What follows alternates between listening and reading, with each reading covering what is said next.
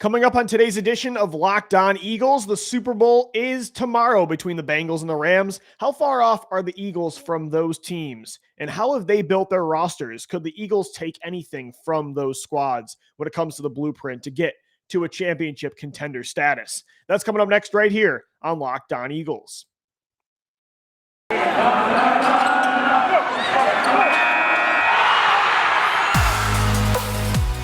You are Locked On Eagles, your daily Philadelphia Eagles podcast. Part of the Locked On Podcast Network, your team every day.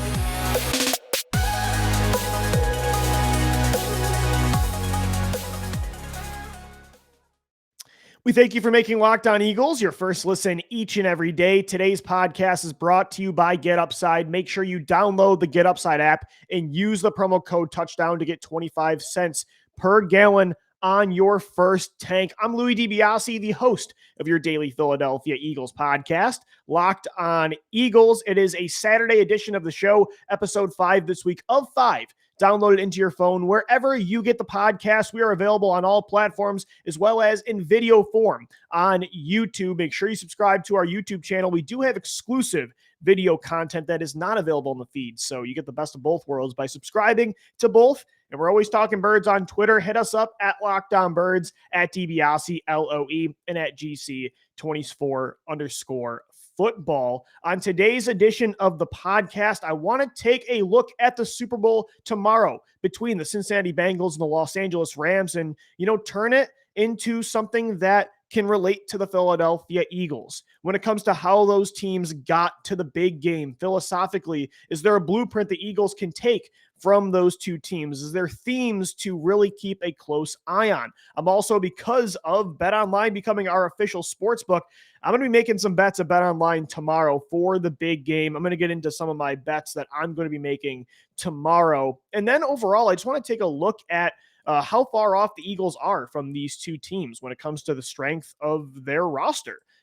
I think last year, nobody would have predicted the Cincinnati Bengals to make the Super Bowl.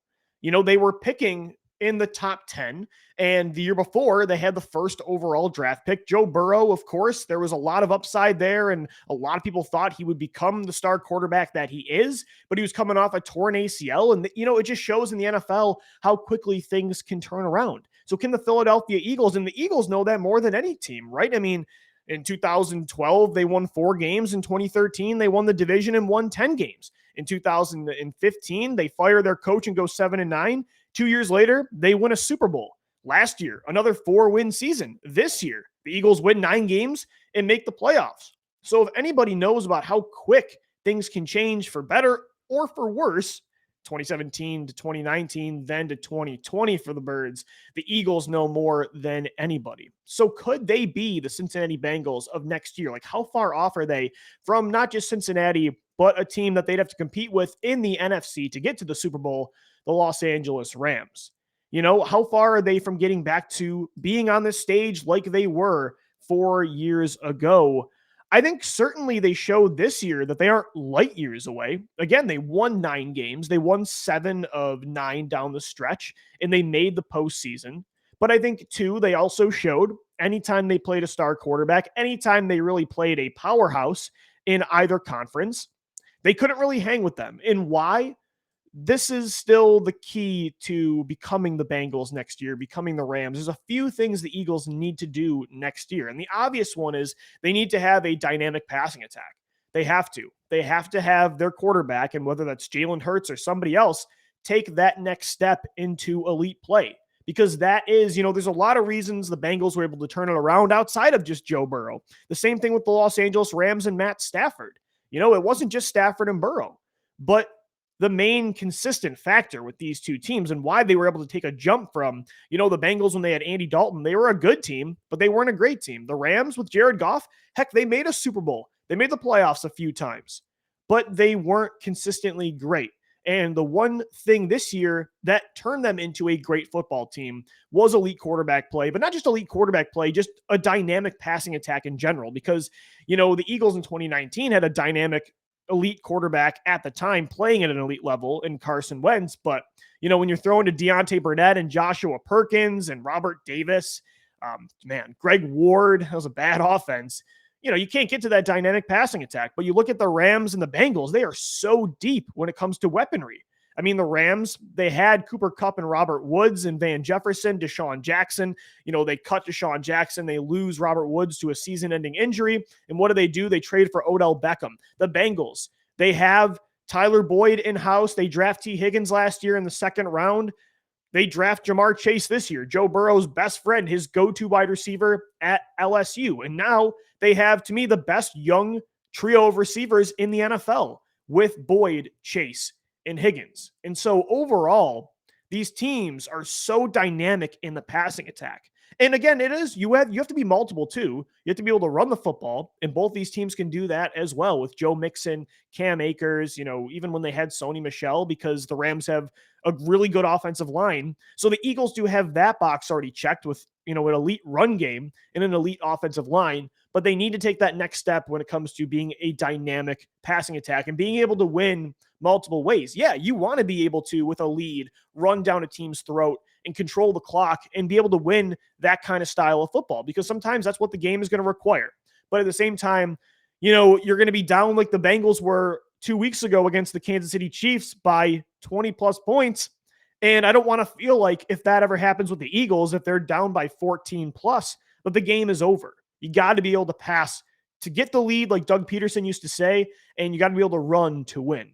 And so you got to be able to catch back up. And I think that's what the Bengals have done so well. And, the Rams too.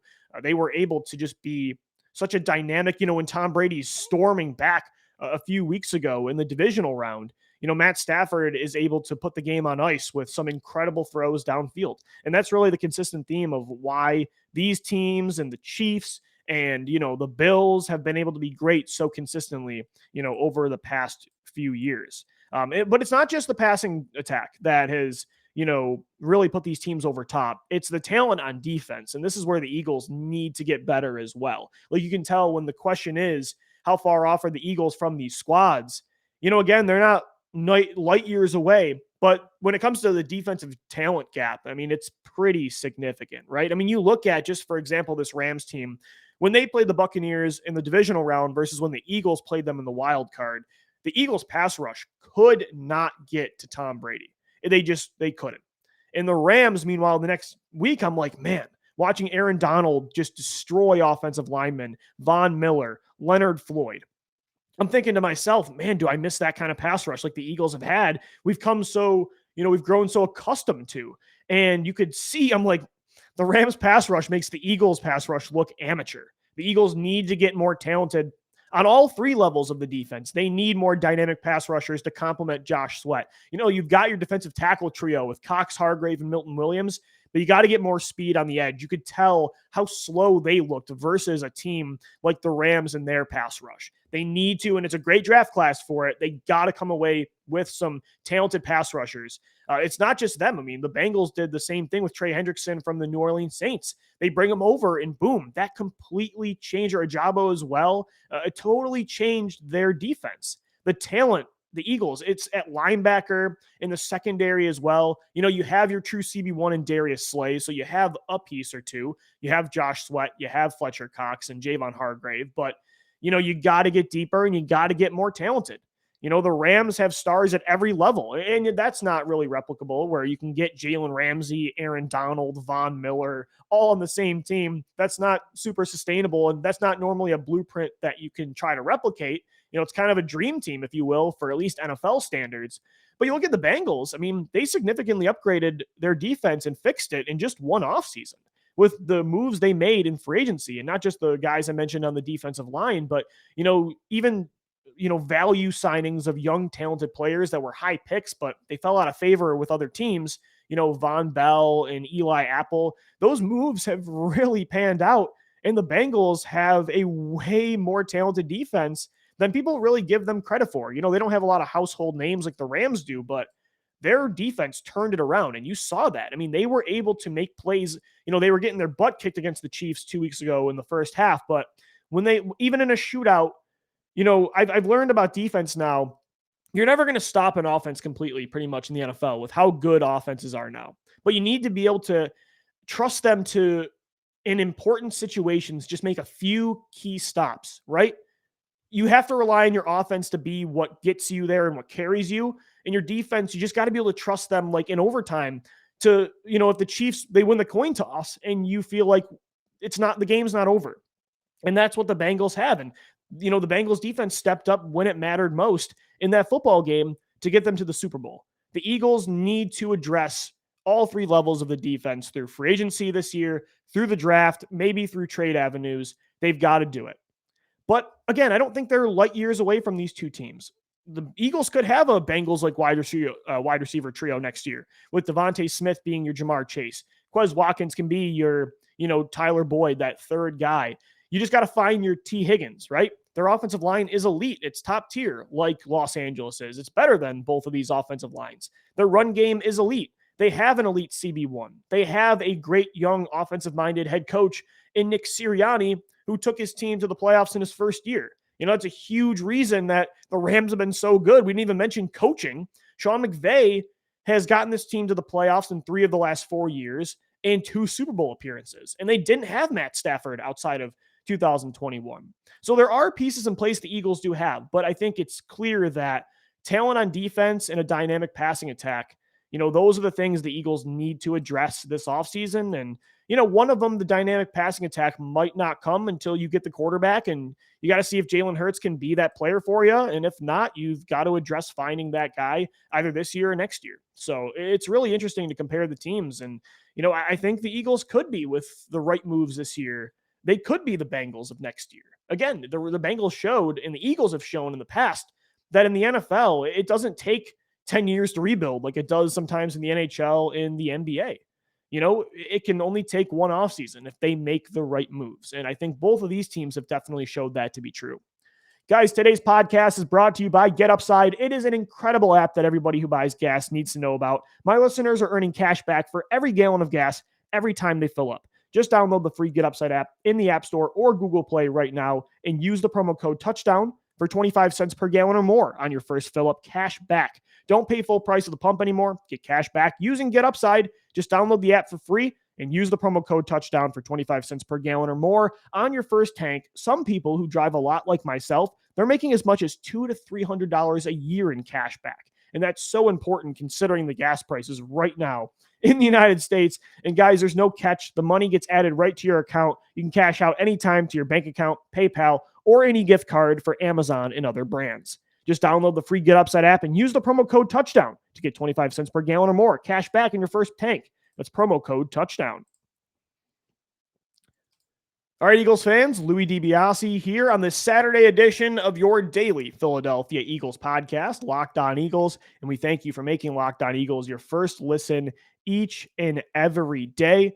I'm comparing the Eagles right now to these Super Bowl teams that are playing tomorrow, the Bengals and the Rams. How far off are they from these teams? And now I want to get into as well, like looking at how we talked about the Eagles need to be a more dynamic passing attack to get to this level. They need to have more talent on defense. Either, the Rams, it's tough to replicate what they did on defense, but the Bengals isn't. The Bengals just invested a lot of resources in one offseason on defense, especially through free agency, and it worked, and that's two of the key things the Eagles need to get to this level. When it comes to how they do that, it is interesting to see. I love talking about, how teams build rosters and looking at the different philosophies and strategies, because in the NFL, pretty much anything can work. Even though a few things are consistent, really anything can work. And it's really interesting to look at how the Bengals built their Super Bowl team and how the Rams built theirs. Both got a certain core that is vital to being a title contender, just in different ways. But the themes, like I said, they are the same, right? Star quarterbacks, elite pass rushers, deep weaponry, and a great offensive line. Although the Bengals, definitely the outlier there. But normally, 9.9 out of 10 times, you need a top half offensive line at least to make a championship and be a consistent title contender. And I think you see with these teams, although they built their rosters in different ways, they took different paths, they did make it to the same point because they did prioritize being great at quarterback, having elite edge rushers, deep weaponry as well. Both of these teams are 3+ deep when it comes to wide receivers. They have talented running backs. They are loaded on offense. And the Rams at least have a really good offensive line. So when you lost Cam Akers and Darrell Henderson, you could still run the football with a guy like Sony Michel. So it is interesting that, NFL teams, they take different paths, and each year is a different situation, but the theme and where you get to kind of does have to be the same. But again, it's different. The Bengals, they did most of their work through the draft, especially when it comes to the offense. It's basically all homegrown, right? Which is the more sustainable long-term strategy. And what I like about the Eagles right now and how they're built is the offense has young pieces that are going to be here for a while that you drafted, right? Jordan Mailata up front, Landon Dickerson, still Lane Johnson. You have Jack Driscoll and Nate Herbig. And, when it comes to weaponry, Devontae Smith, he's got 4 years still on a contract. Quez Watkins, you have on a super team-friendly deal. Dallas Goedert just signed his second contract. Homegrown talent that's only in his mid-20s, going to be here for a long time. Miles Sanders, Kenny Gainwell. This team, Jalen Hurts, if Jalen Hurts becomes the guy, he's on a super cheap contract right now that you still have for 2 more years. And so the Eagles have done the same thing that the Bengals have offensively when it comes to that homegrown talent that is sustainable, more sustainable long-term. And that is super important. But however, you look at the Bengals and how they built the defense, it was primarily through free agency, through value signings, and through just nailing those moves like Trey Hendrickson and Eli Apple and Von Bell, and it's interesting because it makes sense, right?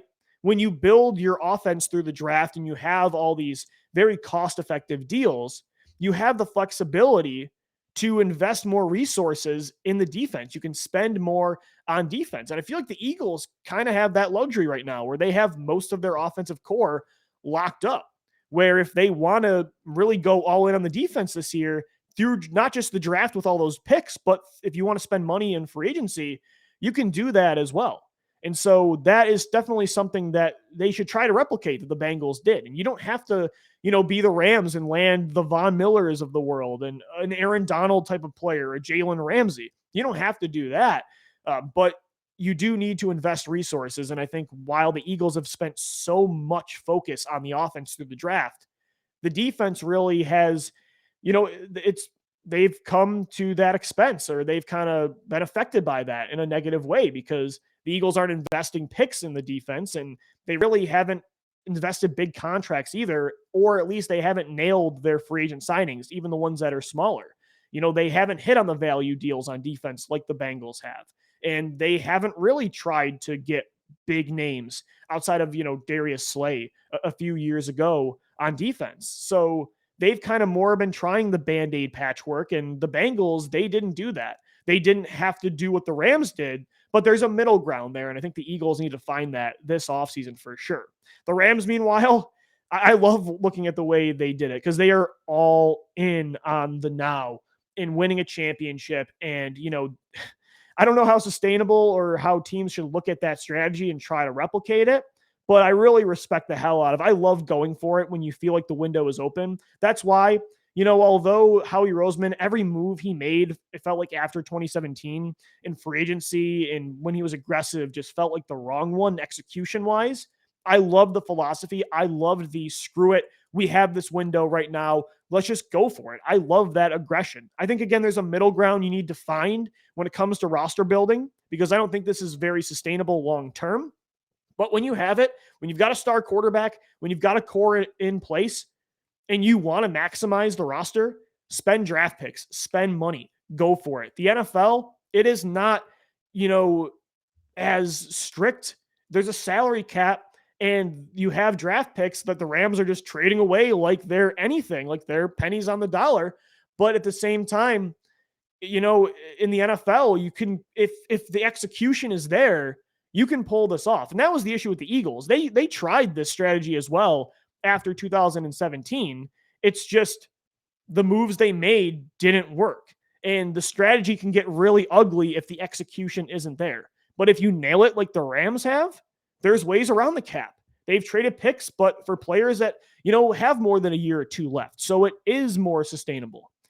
That's the difference. The Eagles kind of tried this, but they tried to balance it more with keeping a lot of their draft picks. And they typically tried to find, instead of, trading for a Jalen Ramsey or a Von Miller or an Odell Beckham Jr., they went more for they wanted to find those veteran proven players, but they wanted to do it through, different avenues where, it was typically an older veteran player that you can get on a cheaper contract. They were value signings for one reason or another. Whereas the Rams just said, no, first round pick for Jalen Ramsey. We'll give you a pick for Von Miller. We'll give you a pick for Odell Beckham. And then they signed Leonard Floyd and Robert Woods and Andrew Whitworth. They really did build their core through trades and, acquiring these guys by giving away, a lot of the long term. But it has worked, at least. And if they win a championship, banners fly forever. And so I respect the hell out of that strategy. Again, I think overall there has to be a balance. But with the Rams, it's not like, I think there's a misconception with the Rams that, they've just never drafted and this is just all through trades and they're going all in now and they're screwed for years to come. Like, I don't think that's the case at all. When you typically have this strategy and you give up all these picks, you're going to have to be good at drafting late, kind of like the Eagles are. And the Rams have. I mean, they've built a lot of their core through, value draft picks. And, I don't think the Rams are going away because the guys that they invested in and they got aggressive for, those players most of them are in their prime. Jalen Ramsey, if they re-sign Odell Beckham, Matt Stafford still has plenty of time left. So it's really interesting to see how these two teams were built. I think the Eagles need to, and they're going more down the road of the Bengals and replicating that strategy. But I will say, when you find yourself at a level like the Bengals, I totally understand when you want to try to be like the Rams and just totally go for it. Totally go for it. I get it. Guys, today's Locked On Eagles is brought to you by Bet Online. Coming up next on the show, we are going to get into a few of the bets I'm going to make tomorrow for the big game with Bet Online, who is now the official sports book of the Locked On Podcast Network. So we've got football Sunday, and I'm making some awesome bets. You can do individual player props. You've got parlays, everything you can think of. All the bets you can make are on betonline.net. And football might be over after tomorrow, but we've got basketball in full steam as well for both pro and college hoops. And all the latest odds, totals, player performances, props to where the next fired coach is going to land is at betonline.net. They're your number one spot for all your sports betting needs. They remain the best spot for all your sports scores, podcasts, and news this season. And it's not just basketball and football. BetOnline.net is your source for hockey, boxing, and UFC odds, right to the Olympic coverage and information. Head to the website today or use your mobile device to learn more about the trends in action. BetOnline is where the game starts. And guys, while you're making your bets and while you're getting your Super Bowl snacks together tomorrow, make sure when it comes to the sweetness, when it comes to the dessert, make it a little healthy, because I promise you the flavor isn't going to come at the cost of that health. It is Built Bar. Make sure you have a Built Bar tomorrow during the game. It is the best tasting protein bar. To me, tastes way more like a candy bar. It's covered in 100% chocolate. It's soft. It's easy to chew. It's all of the flavor, and it's none of the guilt. There's only 130 calories in these bars, 4 grams of sugar, 4 net carbs, and 17 grams of protein, and the flavors are awesome. Gino loves mint brownie. I'm more of a peanut butter brownie guy. They've got coconut almond, white chocolate, cookies, and cream. I love white chocolate. And again, when you have a Built Bar, again, it has that health to it, low calories, high protein, but the flavor, the taste is not sacrificed for it. And I can get you 15% off today at built.com with your next order of Built Bars when you use the promo code LOCKED15. That's LOCKED15 to get 15% off your order. Again, use the promo code LOCKED15, LOCKED15 for 15% off at built.com. All right, Eagles fans, Louis DiBiase wrapping up this week of shows, getting into the Super Bowl tomorrow between the Bengals and the Rams, how it applies to the Eagles, how far off are they from these teams, taking a look at the roster philosophies of how these two teams have built their title teams, how the Eagles can apply some of those strategies or maybe not apply it and go in different directions. Super interesting. Can't wait for the game tomorrow. I think it's the first time in a while that outside of the Eagles Super Bowl that I'm like really juiced for the Super Bowl. The last few years, I don't know. It's just the storylines haven't been great. The games themselves have been very lackluster. there hasn't been a good Super Bowl since the Eagles in 2018. It's been really bad lately. And, before that, they had some great ones. But since 2018, I guess you had the fun finish when it comes to the Chiefs and 49ers. But outside of that quarter and a half, it's been brutal. And I think tomorrow has the potential that where we finally get another barn burner, a shootout with some top offenses and with star talent on both sides of the ball. Even last year, like we were so excited for Mahomes Brady, and that game was horrible. I mean, it was a blowout. So I don't think that's going to be the case tomorrow. Although, what I'm nervous about, what could happen like it did last year, despite all the talent the Bengals have, is that Bengals offensive line. That's the one thing they don't have that the Eagles definitely do, is an elite offensive line. And the Chiefs last year didn't either. And the Buccaneers pass rush wrecked that ball game. And it was a blowout because of the pass rush. And with Von Miller, Leonard Floyd, Aaron Donald on the other side of that Bengals offensive line, hopefully they can find a way to mask that. And, it's all going to be on Joe Burrow getting the ball out of his hands quick from these receivers. Jamar Chase beating Jalen Ramsey one-on-one. They're going to have to do that to mask that because the Rams pass rush is coming, and it's a massive mismatch. And I hope that it doesn't make this game unwatchable. I don't think it will, but, a year ago this week, it did for the Kansas City Chiefs against Tampa Bay. What bets am I making tomorrow? What bets are you guys making? Hit me up at Locked On Birds, at DiBiase, LOE. The over-under right now is at 48.5 points on betonline.net between the two teams. These offenses are loaded. Both teams have great trios of receivers that can run the football. They have star quarterbacks, great offensive-minded head coaches. I don't know. I mean, both defenses are good too, but I just, in the NFL right now with how good offenses are, I think they're just going to show their will. And I think there's going to be over 48.5. I would take the over. I'm going to take the over tomorrow at BetOnline. 48.5. I think, again, it's time. We're due. It's been 4 years. We deserve a shootout. And I think the football gods are going to give it to us tomorrow. So I'm going to take the over on 48.5. The Rams right now, they're at -4 on betonline.net. Man, I think that's a safe bet. I think the Rams should be favored, but man, is it hard to bet against the Bengals right now. I mean, the adversity that these guys have fought through, and even with how bad that offensive line has been at times, Joe Burrow, he stays up. I mean, he gets sacked 9 times against Tennessee, but, has that last second drive for the game-winning field goal. And just the way they keep pulling out these games late, they're so battle-tested, even for the young squad they are. The close it out drive against the Raiders, the Titans, the comeback they made against the Chiefs, with the way Patrick Mahomes was looking in that first half, everybody thought it was over. So, again, the Rams should be favored. I think, again, they have that massive mismatch with the pass rush, but I don't know. I mean, it's going to be really hard for me to, again, I'm going to take the Rams to cover, but I don't think I would feel comfortable taking the Rams money line. I think they should be favored, but I'm not there. And it is too, sometimes with me, I bet with my heart and sometimes not just my head, because if I want to root for the Bengals, if I put money on the Rams, I'm going to find myself rooting for the Rams. So I want to root for the Bengals for the same reason a lot of people rooted for the Eagles in 2018. I want to see a team win their first championship, a small market that built their team through the draft. And it was a lot harder for them, compared to LA. Stars want to go to LA. They traded for stars. Like, they built their team more in an NBA kind of way. Whereas the Bengals, it's, free agents aren't Odell Beckham, Von Miller. They're not Jalen Ramsey. They're not flocking to Cincinnati. So it's an underdog story as well. And we in Philadelphia love a good underdog story for sure.